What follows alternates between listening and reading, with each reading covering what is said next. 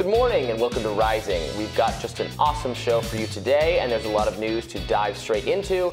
But first, I'd love to introduce my co-host for the day, Ameshia Cross. Ameshia, welcome to the show. Thanks so much for having me, Robby. Yeah, it's great to have you. So Ameshia's filling in for Batya, and Brianna will be back for the rest of the week. It's really wonderful to see you, and let's get to the news. So first on deck, we have a midterms update. Herschel Walker has confirmed that he wrote a $700 check to an ex-partner in 2009, denies the check was for an abortion. When presented with the paperwork on the Today Show this morning, Walker said he has no idea what that could be for. Walker was noticeably missing, from last night's Georgia Senate debate after declining to participate. Democrat Raphael Warnock instead debated the Libertarian Party candidate, my own party, Chase Oliver, and Walker was represented by an empty podium. Walker and Warnock faced off for the first and only debate last Friday during a tense night that saw both candidates go on the offensive and trade barbs about each other's records. Check out this viral moment. One thing I have not done, I've never pretended to be a police officer. And I've never threatened a shootout with the police. Well, and now I have to respond to that. We are moving on, I have gentlemen. to respond to that. And you know what's so funny? I am with many police officers, and at the same time, Mr. Walker, Mr. Walker, Mr. Walker, Mr. Walker, excuse me, Mr. Walker, please, out of respect, I need to let you know, Mr. Walker, you are very well aware of the rules tonight. Yes. And you have a prop. Yes. That is not allowed, sir. Yes. I ask you to put that prop away. Well, it's not a prop. This is real. According to the Real Clear Politics average, Warnock still holds a slim but steady lead over Walker in the polls. Early voting in the Peach State begins today. So you tuned in for, I think, more of the debate than I did. I saw kind of just what was posted on social media. How did it go? Warnock performed strongly. I think that he actually performed better in last night's debate than he did in the debate where he was actually, supposed to be ready to have this conversation with Herschel Walker. The interesting part was, even though he was debating a libertarian candidate, he spent so much time speaking to the empty chair. I think he fully recognizes that this race is between him and Herschel. Let's not rule out my representative altogether, but okay. But even with that being said, I think that, personally, I had questions about why he was there at all. Because again, there's something to be said about early voting starting in Georgia today. And I thought that he could have had better use of his time. We still don't know how much these debates actually shape voters' understanding of candidates. Many voters don't even watch them and just go out and make their decisions. I don't think there are any undecideds at this point. There may be some individuals who don't necessarily want to tell you who they're going to vote for, particularly if they're holding their nose and voting for Herschel Walker. But there are very few last-minute decisions that are being made today. Conservative commentators seemed actually somewhat impressed with Herschel Walker's performance. I think he performed better, perhaps, than they had expected him to do. You're right that it's impossible to imagine anyone not having their mind made up at this point. So I suppose what Raphael Warnock's strategy, what he needs to do now is maybe just get enough independents or Republicans, people who are trending in a voting for Herschel Walker direction, get them to stay home or skip it because they can't stomach doing it after the various revelations that we've had about the alleged paying for abortion, alleged spousal abuse, all of those things. No, I think that that's right, and I would agree. And this doesn't happen very often with some of those conservative commentators. But when you start with expectations at the bottom, which I will give Herschel Walker that credit. He started saying, he's debating someone who's a stronger speaker. He's debating someone with a stronger record. He fully understood what he was walking into. And all he had to do was show up and not say anything crazy about pregnant cows or about China's dirty air mixing with America's clean air. The bar was really low. And I will give it to whomever his team of speech and debate prognosticators were and the people who work with him on this process, because he was short, he was pithy, he came and he did what he needed to do, and he didn't fall on his face. The only awkward moment I saw in that debate, honestly, was the clip we just showed where he flipped out his badge. My father's a police officer in Chicago, and I have several of his badges, and there's no way I'm bringing it anywhere to flip it for any reason. And what the moderator was saying was they were explicitly prohibited from involving props in what they were doing.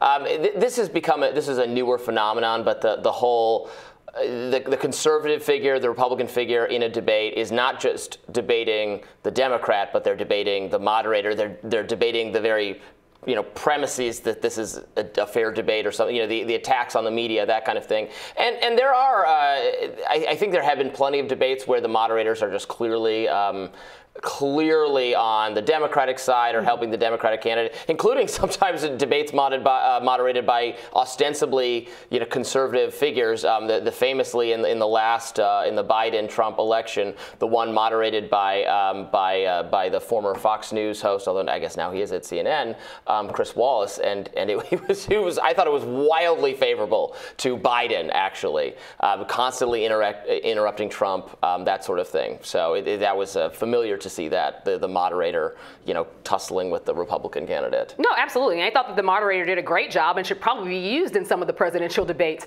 just because it was very even-keeled. Mm-hmm. And the expectation, I think, going into this was that moderators would lean harder or ask multiple questions about the abortion narrative, because so much of that news has come out as of late, in addition to, kid here, kid there, kid everywhere, that he wasn't claiming or wasn't a part of their lives. That didn't really happen as much in the debate as I even expected. So I think that helped him in some ways, because he wasn't on the defense. He was able to leash some barbs against his opponent, and I think that some of those landed. Also, he tried to be as short and to the point as possible, and he tried to connect Warnock with Joe Biden. And I think in a place like Georgia, where you see that the inflationary costs are the top thing, I would probably say that is true of everywhere in America. Everywhere. But you see that inflationary costs are what people are voting on. If you can tie Senator Warnock to that, tie him to Biden and some of the decisions that people are upset about coming out of the pandemic, then that can probably be considered a win. Georgia is only recently a blue state, if it even is a blue state, right? It's not. It has 2 Democratic senators right now because of the unique effort Donald Trump put into sabotaging his own candidates by focusing on, relitigating his own election grievances. So you would have perhaps an expectation that those could be those would be Republican pickups once they were actually in play without Trump's involvement in the same way he has been involved. That now, of course, Republicans have had a more difficult news cycle with abortion stuff and all sorts of other things. But now I'm seeing the generic ballot is swinging back to favoring Republicans again, the way it was, I think, 6 months ago when the economy really took a turn for the worst. So I don't know. We could be seeing we're talking about the idiosyncrasies of some of these candidates, and but it's so often it's just whether they're a Republican or a Democrat, and it's the personality matters a little bit, but it might not matter enough in this race if it's just people want a check on Joe Biden's policies. They blame Joe Biden's policies for what has happened with the election, et cetera. If that's what it's about, it really doesn't matter what the personal behavior of one candidate is or the other. This is state by state, community by community, and I think that in these races, it's very important to localize them, and that is something that I think that was done very effectively on the Republican side, much to the chagrin of Democrats. But it's going to force them to really bring out their base and expand it. With that being said, it was a lot easier for Democrats to run in 2020 because you had someone who was vitriolic in the White House. You had someone who spawned people to actually turn out. Trump's not in the White House anymore. And there are several people who are very frustrated with what they're seeing, whether they attribute it rightfully to this president or not. Inflationary costs have happened across the globe. That's not just something that is, an American phenomenon. But with that being said, you're always going to blame the incumbent. You're always going to blame the party that's in power. That's something that we've seen across generations. With gas prices, they're stabilizing a little bit now, but they're still out of reach for several people. With the cost of living rising, housing costs, the cost of food, affordability, making sure that you're actually just able to make ends meet and keep your head above water. Those are things that people are voting on right now. And Democrats have to do a better job of chopping up that message, being stronger with that delivery, but also reaching out to the communities that matter the most.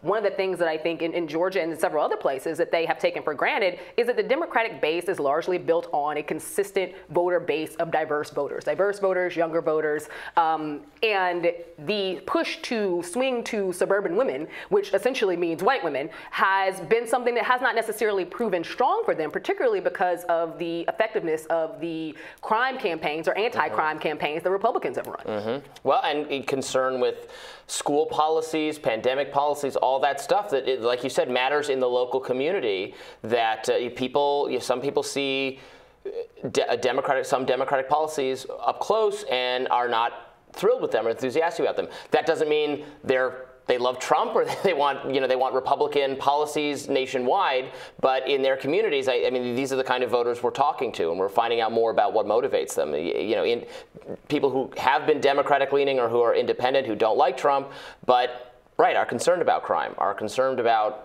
learning loss, are concerned about those kinds of things. So yeah. And midterms are historically harder for Democrats because that population typically shows up in general elections every 4 years. It's harder to get them to come out during midterm elections. And the idea that every election is consequential, we say this every election cycle, this is the election of your lifetime, this is going to be the one that changes everything. I never believe that. Well, we say it no matter who's running all the time, so it kind of loses its steam after a while. They always say that. Well, in other election news, The Hill's Hannah Trudeau reports that Democrats behind the scenes are already making contingency plans for 2024 in case President Biden decides not to seek a second term.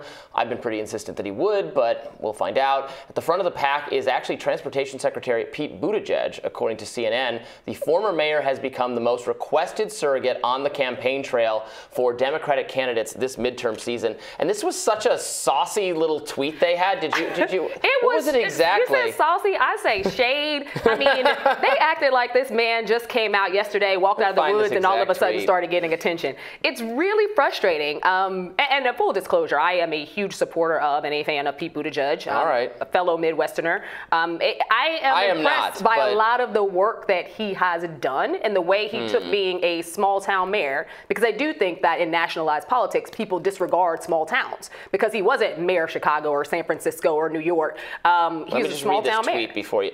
So this is from CNN. Pete Buttigieg, whose only political experience before his failed presidential bid was serving as mayor of South Bend, Indiana, has become the most requested surrogate. I mean, it's just very, I don't know why they would, it was very aggressively anti-Pete. I mean, I think a lot of media commentary is maybe too favorable to Buttigieg.